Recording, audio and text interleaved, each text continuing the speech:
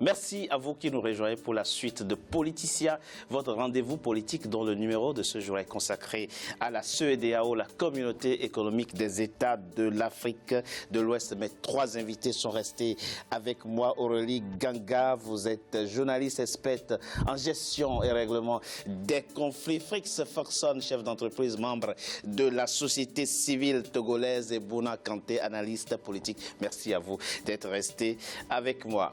Elle est présentée comme un modèle d'intégration des peuples et donc un exemple d'espace de libre circulation des biens et des personnes. Mais qu'en est-il dans la réalité? Élément de réponse dans ce sujet de la rédaction signé Ibrahima Dioumaba.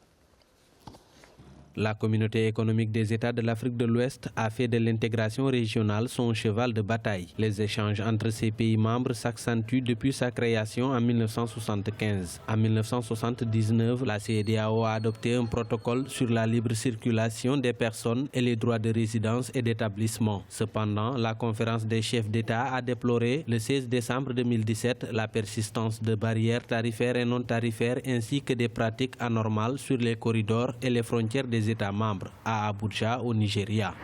Nous sommes dans un monde globalisé où, quand même, pour l'intégration des économies, il faut favoriser la circulation des biens et des personnes, comme cela se fait à beaucoup d'organismes régionaux et internationaux. Mais il y a toujours des réticences. Il faut harmoniser les lois. Je crois que c'est un problème d'application. Ce n'est pas un problème de texte ou de loi. Moi, je crois qu'il faut que les dirigeants, les peuples, comme je le dis, l'acceptent. C'est un problème de communication, d'éducation, d'éveil de conscience, aussi de lutte contre la corruption, parce que malheureusement, partout en Afrique, les policiers et gendarmes passent le temps à raqueter les commerçants. L'intégration régionale passe également par la libre circulation des biens, notamment des marchandises. Le commerce interrégional est estimé autour de 10% depuis près de 5 ans entre les pays membres de la CEDEAO. En plus de la mise en œuvre de son tarif extérieur commun en 2015, un code des douanes a été adopté lors du 52e sommet des chefs d'État et de gouvernement le 16 décembre 2017.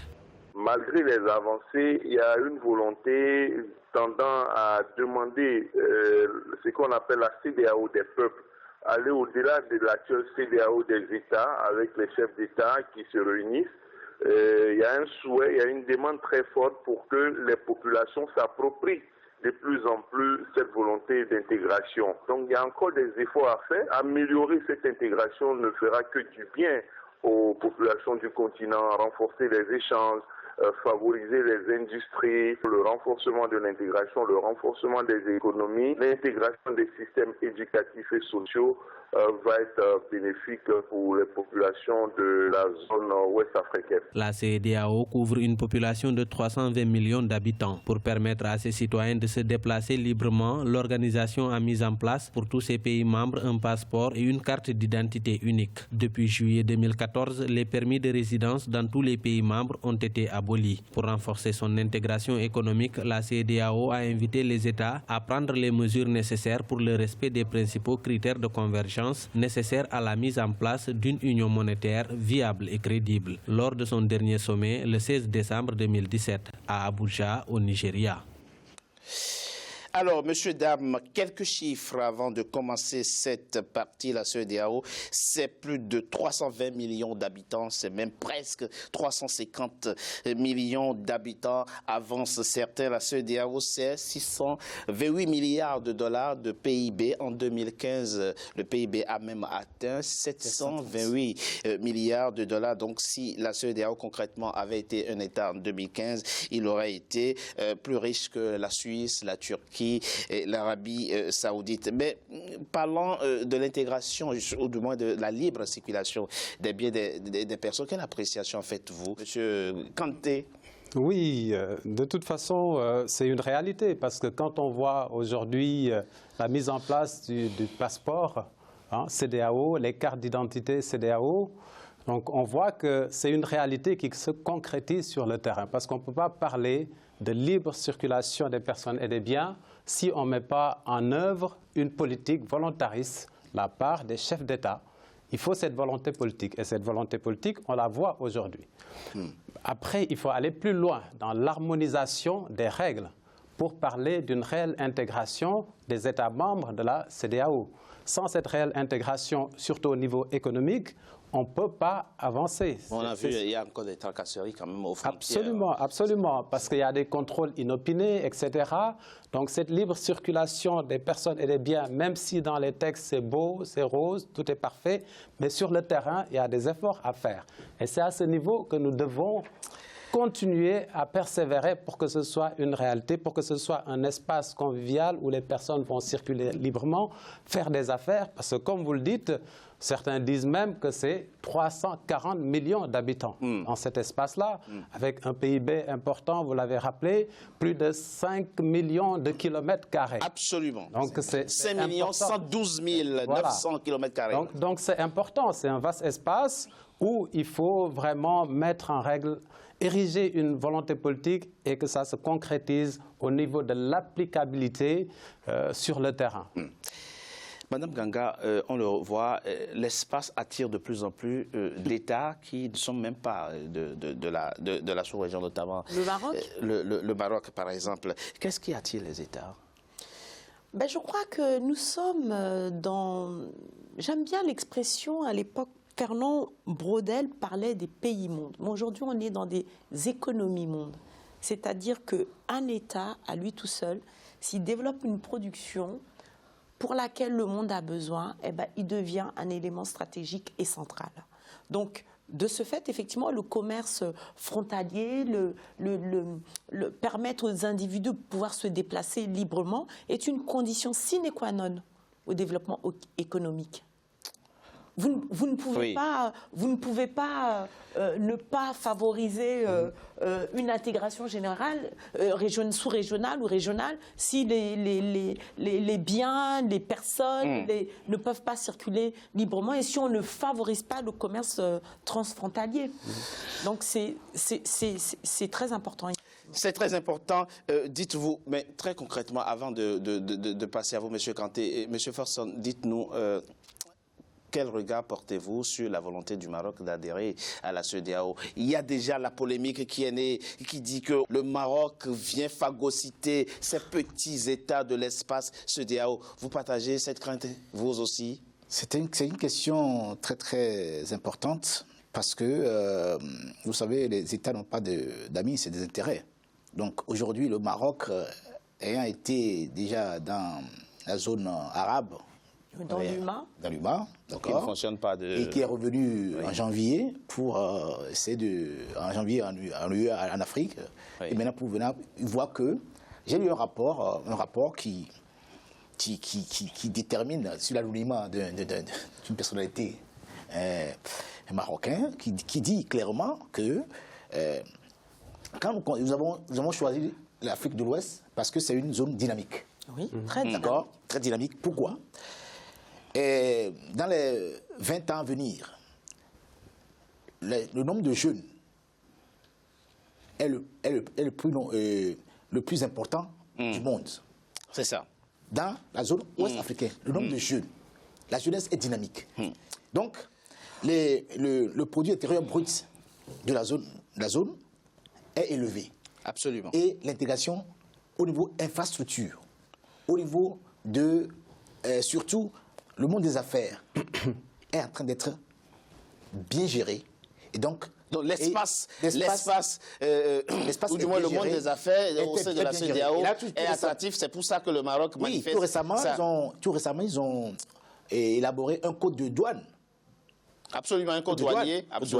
Pour faire en sorte qu'on puisse avoir les échanges de marchandises. Vous voyez, et pour que tous les États puissent en profiter. Donc le Maroc voit quoi? Écoulé. Bouna Kanté, effectivement, voilà. Si l'adhésion devient effective, mais on nous la promet pour les mois qui viennent, pour 2018, en tout cas, on aura 384 millions de consommateurs désormais dans l'espace CEDEAO avec le Maroc. Le Maroc vient avec 700 milliards de PIB, 700 milliards de dollars de PIB. La question c'est, est-ce qu'on est vraiment dans un partenariat win-win, gagnant-gagnant, sud-sud, comme le disent les Marocains, ou bien il y a effectivement le risque pour les États qui accueillent le Maroc? Alors, il y a un réel engouement du Maroc d'intégrer l'espace CEDEAO. Donc, comme il l'a rappelé à juste titre, ils ont intégré l'Union africaine en janvier 2017. Ils ont réintégré. Ils ont réintégré. Oui. Ils étaient sortis, ça fait Absolument. 30 ans qu'ils sont sortis. Hein. Donc, ils ont réintégré, effectivement. Donc, aujourd'hui, ils veulent intégrer l'espace CEDEAO parce que c'est un espace dynamique. Et quand on analyse un petit peu le contexte géopolitique, l'Europe en face, au niveau de l'économie, est en berne. Rappelez-vous, en 1984, le roi Hassan II voulait intégrer l'Union européenne. Ce n'était pas pour... je suis en resté là. Okay. Donc aujourd'hui, le Maghreb, ils n'ont pas réussi à s'organiser au niveau économique. C'est vrai. Okay. Et là, au niveau... est en panne. Absolument, c'est en panne. Aujourd'hui, la CEDEAO, qui est une zone très dynamique, attire forcément, parce qu'on l'a dit tout à l'heure, la population, etc., etc. Donc, le Maroc, aujourd'hui, a un marché fermé. Quel est l'avantage des pays africains aussi, de l'espace CEDEAO, à intégrer l'espace marocain? Parce qu'on va se poser des questions. Je pense que le Maroc a tout à gagner en intégrant la CEDEAO, parce que c'est un secteur dynamique au niveau économique. Mais quelque part, nous sommes entre Africains. Ce sera une croissance inclusive. Moi, je préfère qu'un État africain, comme le Maroc, absolument, vienne intégrer la CEDEAO, qu'une puissance étrangère, excusez-moi de l'expression, vienne prendre les parts de marché et pour exporter cette croissance. Donc c'est l'exemple d'un club de foot. Quand on a un bon joueur qui intègre un club, va tirer forcément le club vers le haut. Donc ça peut être un exemple très intéressant de win-win-win, tirer l'économie africaine dans cet espace-là vers le haut. Mais aujourd'hui, vous l'avez vu, ça a été différé parce que c'est le serpent de mer. À chaque fois. Donc on l'a différé parce que... Au dernier sommet de la CEDEAO, le 16 décembre dernier, à Abuja, effectivement. À Abuja, au Nigeria, on l'a différé parce qu'on demande, il y a des obstacles juridiques aussi. Oui, absolument. Parce que dans le traité, dans son article 2, il est prévu que sont États membres les États de l'Afrique de l'Ouest. Le Maroc n'est pas en Afrique de l'Ouest, le Maroc est en Afrique du Nord. Qu'est-ce qui pousse aujourd'hui le Maroc à traverser tout le Sahara pour venir en Afrique de l'Ouest, sachant que la Mauritanie est sortie. Donc il n'y a pas ce principe de continuité territoriale. Non. Mais aujourd'hui, ce n'est pas un obstacle quand il y a des intérêts en jeu.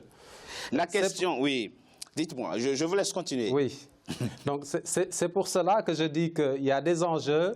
Donc aujourd'hui, les États membres sont en train de réaliser une étude d'impact pour mieux apprécier l'opportunité de l'entrée du Maroc dans cet espace-là.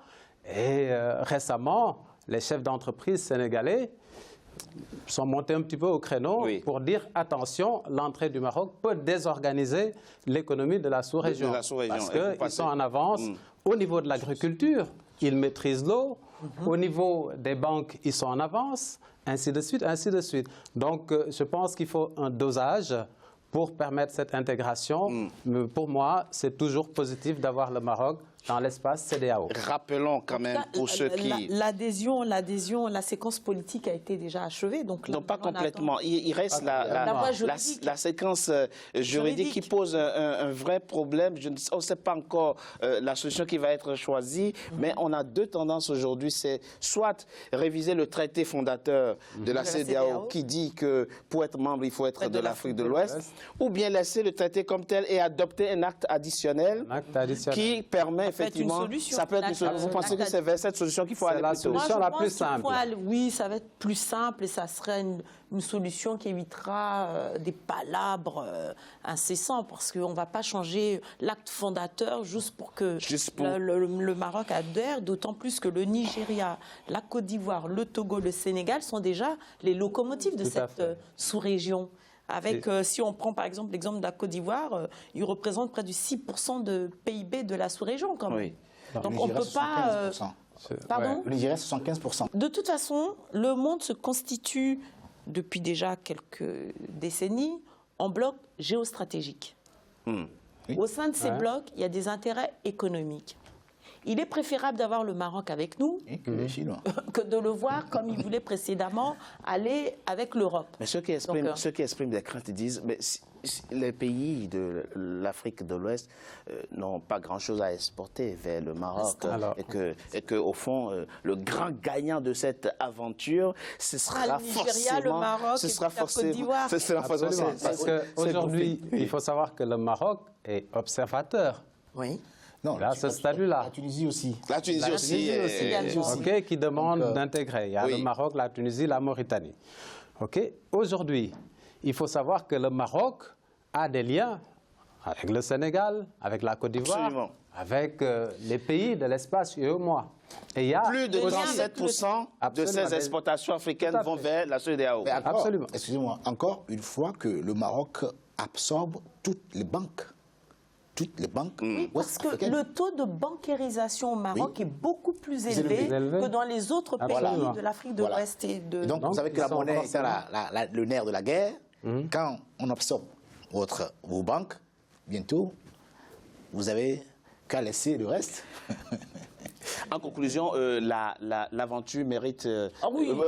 l'aventure vaut la peine. Moi, je pense que l'aventure vaut la peine et que le Maroc intègre la CEDEAO est une bonne chose pour les Africains. C'est une bonne chose pour les Africains, très rapidement. Parce qu'il y a l'Union européenne, l'Union africaine qui est en train de se construire pour la mise en place d'un espace de libre-échange continental. Oui. Donc, si ça se met en place, ces barrières qu'on va se fixer au niveau de l'UEMOA vont devenir caduques. Parce qu'au niveau de l'Union africaine, c'est une organisation supra-étatique. Elle dépasse un petit peu, Elle est dynamique, certes, la CEDEAO, mais elle a encore beaucoup de défis à relever, comme nous le verrons dans la troisième et dernière partie de notre émission, après une courte pause. À tout de suite.